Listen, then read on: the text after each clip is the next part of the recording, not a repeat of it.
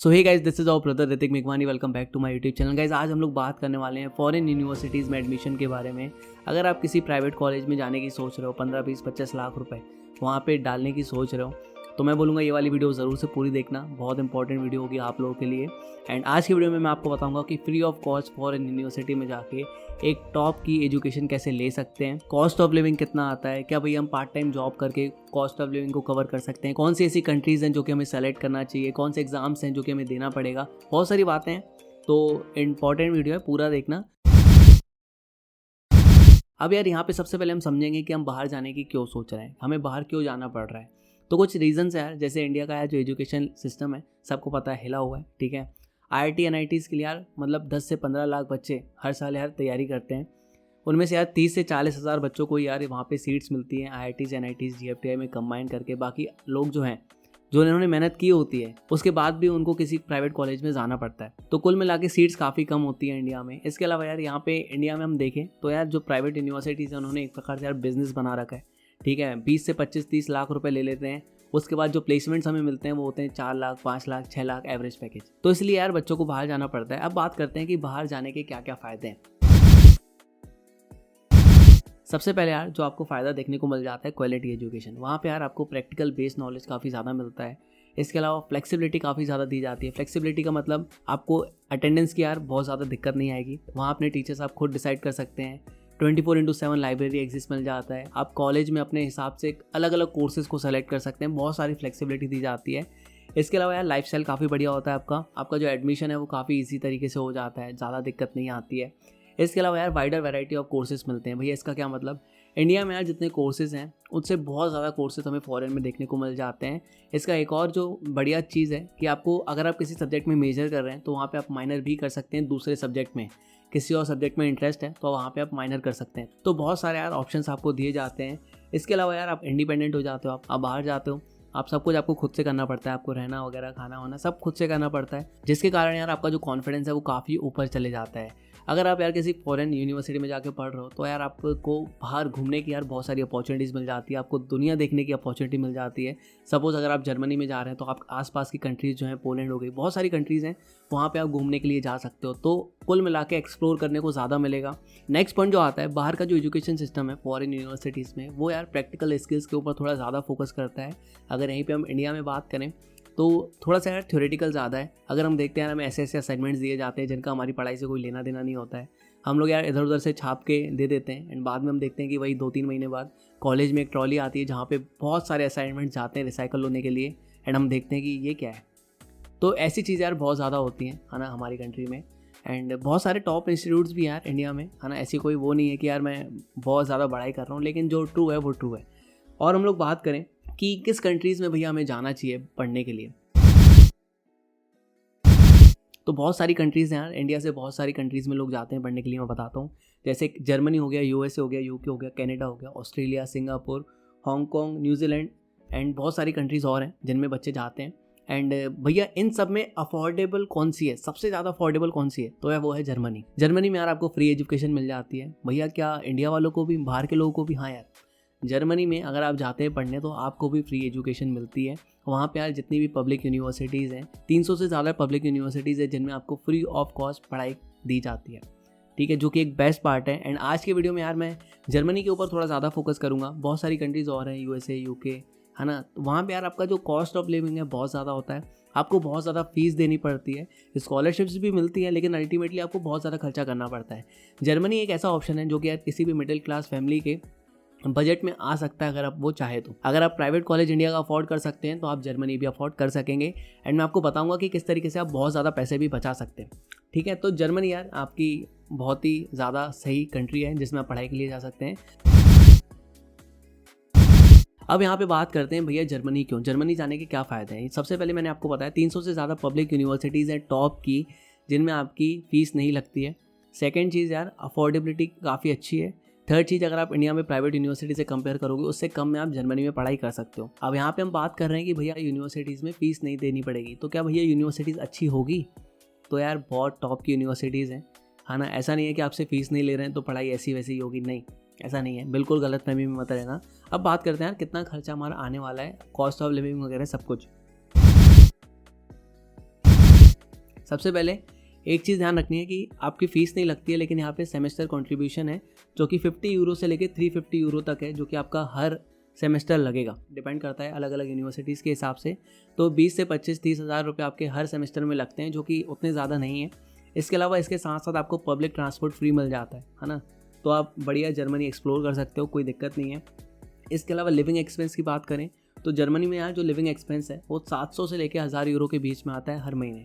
अगर मैं इसको INR में कन्वर्ट करूँ तो 58,000 से लेके 83,000 के बीच में यार आपका खर्चा आता है एक महीने का। डिपेंड करता है आप किस सिटी में रह रहे हो, जितनी बड़ी सिटी है उतना ज़्यादा यहाँ पे खर्चा आता है। लेकिन वहाँ पे ऐसे लोग भी हैं जो कि यार 500 यूरोज़ में काम चला लेते हैं, है ना। तो ये आपके पास इतना खर्चा हर महीने आता है।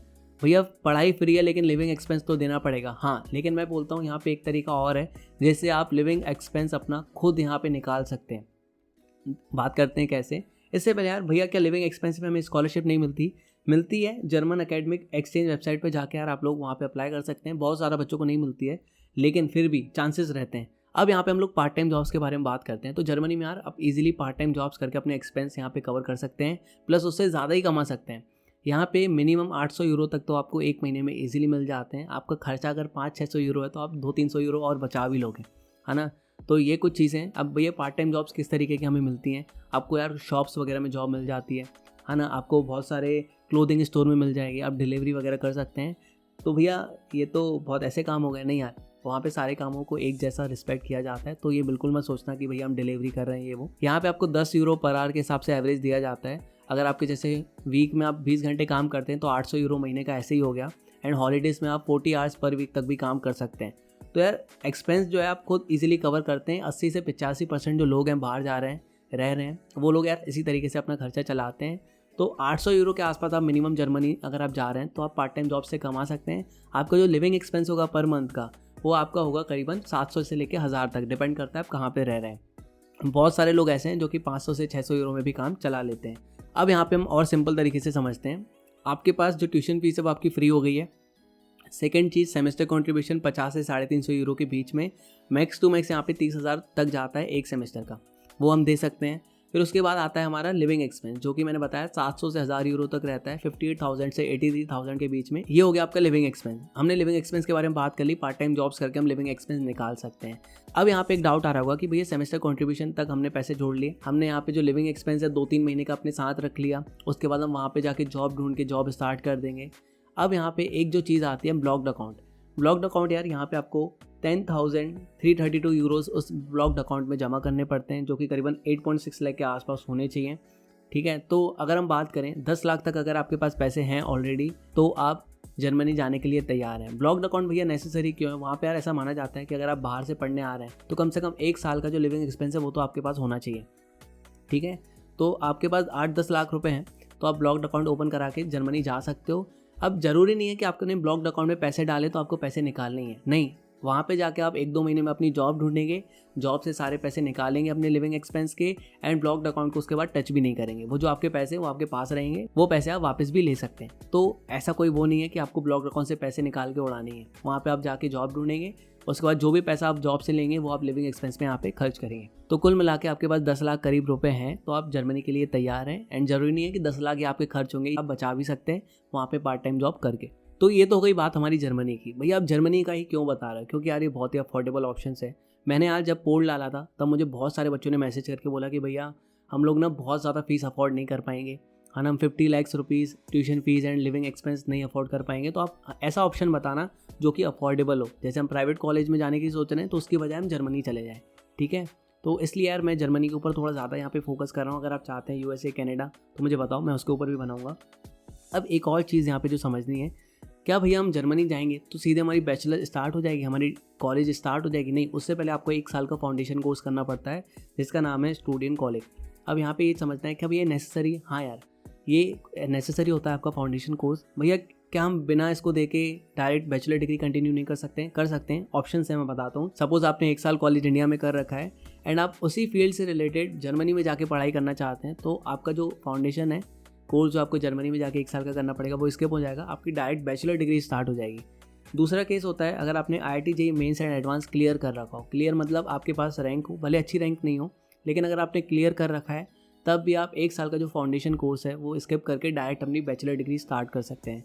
तीसरा जो ऑप्शन है, अगर आपने 10th के बाद 3 साल का डिप्लोमा कर रखा है तो यहाँ पे आप ये फाउंडेशन कोर्स स्किप करके अपनी बैचलर स्टार्ट कर सकते हैं। तो भैया ऐसा क्यों है? ऐसा माना जाता है कि अगर आप जर्मनी में जा रहे हैं तो आपको फाउंडेशन कोर्स करना थोड़ा कंपलसरी रहता है, क्योंकि आपको थोड़ी बहुत बेसिक जर्मन वगैरह भी सीखनी पड़ती है इसलिए। अब यहाँ पे हम लोग थोड़ा एग्ज़ाम्स के बारे में बात करते हैं कि भैया कौन से एग्ज़ाम्स हमें देने पड़ेंगे अगर आप जर्मनी या फिर कोई और कंट्री में जाना चाह रहे हैं। तो यार बहुत ही फेमस एग्ज़ाम्स हैं, जैसे आइल्स हो गया आपका, टोफल हो गया, ये इंग्लिश प्रोफिशिएंसी टेस्ट है। ऑलमोस्ट यार सभी यूनिवर्सिटीज़ में टेस्ट लगता है अगर आप किसी फॉरेन यूनिवर्सिटी में जा रहे हो तो, ठीक है। तो ये दोनों एग्ज़ाम्स हैं, इनमें से कोई भी एक दे सकते हो। जर्मनी के लिए अगर आप आइल्स देना चाहते हो तो वो बेस्ट है ना। बाकी कोई भी एग्ज़ाम आप दे सकते हो। इसके अलावा सेट एंड ACT के थ्रू भी यार आपका एडमिशन हो जाता है। अब डिपेंड करता है यूनिवर्सिटी टू यूनिवर्सिटी। अगर आप USA, कनाडा वगैरह जा रहे हैं तो उनमें से कई यूनिवर्सिटीज़ में इसको माना जाता है, लेकिन जर्मनी में आइल्स एंड टोफल सफिशिएंट है। अगर आप पोस्ट ग्रेजुएशन करना चाहते हैं तो GRE, GMAT ऐसे केस में कंसिडर करते हैं, ठीक है। अगर आप जैसे जर्मनी जा रहे हैं तो आइल्स या फिर टोफल आप दे सकते हैं, इंग्लिश प्रोफिशिएंसी टेस्ट है। अब यार यहाँ पे एक चीज़ और आती है निकल के, क्या भैया हम जर्मनी जा रहे हैं तो हमें जर्मन लैंग्वेज सीखनी पड़ेगी? हाँ यार, आपको बेसिक जर्मन लैंग्वेज सीखनी पड़ेगी। आपको 2 टेस्ट यार मिनिमम निकालने पड़ते हैं, जैसे वहाँ पे A1, A2 या फिर B1, B2 जो बेसिक टेस्ट होते हैं जर्मन लैंग्वेज के, वो आपको यहाँ से दे के जाना पड़ेगा। अब यहाँ पे जर्मनी में क्या होता है कि बहुत सारे ऐसी यूनिवर्सिटीज़ हैं जिनमें इंग्लिश एंड जर्मनी दोनों में पढ़ाई होती है। इन केस अगर आप ऐसा कोर्स चूज़ करते हैं जो कि जर्मन लैंग्वेज में है तो आपको जर्मन सीखनी पड़ेगी। एंड अगर आप इंग्लिश वाला कोर्स करते हैं तो उतना ज़्यादा कंपलसरी नहीं होता है। लेकिन मैं यहाँ पे बोलूँगा अगर आपको बेसिक आती है जर्मन लैंग्वेज तो काफ़ी ज़्यादा फायदा होता है, क्योंकि यार अगर आप जैसे पार्ट टाइम जॉब भी करोगे तो आपको बेसिक तो आनी चाहिए जिससे आप लोगों से इजीली कम्युनिकेट कर पाए। अब यहाँ पे हम लोग डॉक्यूमेंट्स की बात करते हैं। सबसे पहले क्लास 10 एंड 12 की मार्कशीट लगेगी, GMAT, GRE, आइल्स, टोफल जो भी आपने दिया उसका स्कोर प्रूफ लगेगा, आपकी पासपोर्ट कॉपी लगेगी, लेटर ऑफ रिकमेंडेशन लगेगा, है ना, SOP स्टेटमेंट ऑफ पर्पस लगेगा, एक्स्ट्रा करिकुलर एक्टिविटीज़ आपने कर रखी हैं तो उसके अगर सर्टिफिकेट्स हों वो लग जाएंगे। अगर आप जैसे पोस्ट ग्रेजुएशन कर रहे हैं, ठीक है, एंड आपके पास ऑलरेडी 1-2 साल का वर्क एक्सपीरियंस है तो उसका भी यहाँ पे सर्टिफिकेट लग सकता है, ठीक है, ऑप्शनल है। तो ये डॉक्यूमेंट्स यार आपके लगते हैं। भैया बहुत ज़्यादा डिफिकल्ट है क्या? नहीं यार, बहुत ज़्यादा डिफिकल्ट नहीं है ना, बहुत ईजी है एडमिशन लेना बाहर। मतलब मैं तो बोलूँगा इंडिया से ज़्यादा ईजी है बाहर एडमिशन लेना, है ना। और प्लेसमेंट्स की बात करें यार तो जो यहाँ पे प्लेसमेंट मिलते हैं ऑब्वियस ही बात है जर्मनी में बहुत ज़्यादा अच्छे प्लेसमेंट्स होंगे, ठीक है। आपका लाइफस्टाइल बहुत बढ़िया होगा, एजुकेशन आपको बहुत ज़्यादा अच्छी मिलेगी। एंड एक और चीज़ यार, आपको ना अगर आप जर्मनी जाते हैं ना तो आपको थोड़ी ज़्यादा यहाँ पे प्रेफरेंस दी जाती है। सपोज़ आप इंडिया आके भी जॉब करना चाह रहे हैं ना, तो अगर एक ऑफिस में अगर 30 लोग इंटरव्यू देने गए हों कहीं पे, तो वहाँ पे अगर आप हो ऐसे जो कि जर्मनी से पढ़ गया तो आपको थोड़ी सी ज़्यादा यहाँ पे प्रेफरेंस दी जाती है, ठीक है। मतलब IIT NIT के टक्कर की प्रेफरेंस दी जाती है अगर आप बाहर से पढ़ के आए, ठीक है। तो ये मेरी साइड से वीडियो थी जिसमें मैं बताना चाह रहा था कि यार टेंशन मत लो, IIT NIT में नहीं होता है भाई, टेंशन मत लो, बहुत सारे ऑप्शंस हैं अपने पास, लेकिन ये ऑप्शंस पता होना ज़रूरी है। तो इसलिए यार मैंने अफोर्डेबल वाला ऑप्शन बनाया है, ठीक है। भैया अफोर्डेबल कहाँ, आपने तो पहले ही बोल दिया 10 लाख होने चाहिए। तो देखो यार वो ऐसा है कि 10 लाख होने चाहिए, इसका मतलब ये नहीं है कि आपके 10 लाख ही लग जाएंगे, है ना। स्टार्टिंग के 2-3 महीने का एक्सपेंस आपका लगेगा, आपकी जो ट्यूशन फीस है, थोड़ी बहुत सेमेस्टर कॉन्ट्रीब्यूशन वो थोड़ा बहुत लगेगा। उसके बाद वहाँ जाके अगर आप पार्ट टाइम जॉब कर लेते हो तो वो 10 लाख भी आप बचा सकते हो यार। ऐसा नहीं बोल रहा हूँ कि आपको ब्लॉक्ड अकाउंट में से सारे पैसे उड़ा देने हैं, वो नहीं बोल रहा हूँ मैं, ठीक है। तो ये था यार मेरी साइड से वीडियो। और किस कंट्री के यूनिवर्सिटीज़ के ऊपर वीडियोस चाहिए मुझे बताओ, है ना। अगर आप चाहते हैं कि मैं और ऐसी वीडियोस लेके आऊँ तो लाइक करना मत भूलना, ठीक है। लाइक नहीं करोगे तो मैं नहीं बनाऊंगा भाई, बहुत रिसर्च लगती है। इसी के साथ यार मिलते हैं नेक्स्ट वीडियो में। Stay safe, peace out.